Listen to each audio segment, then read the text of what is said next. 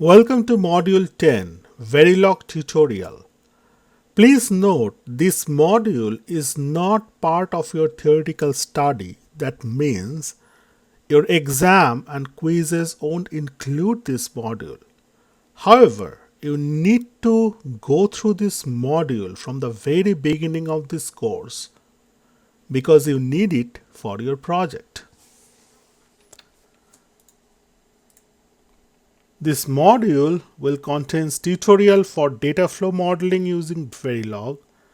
Also, it will have tutorial for behavioral modeling using Verilog and the gate level modeling using Verilog. Verilog is a hardware description language. We'll try different style of modeling hardware using this Verilog language construct.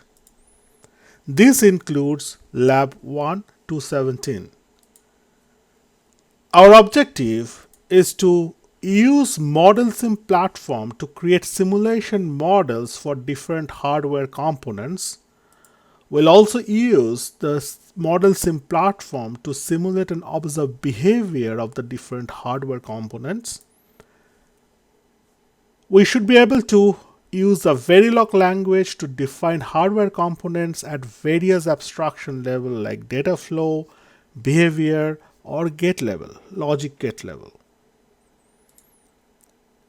And we will need these to implement our projects in this course.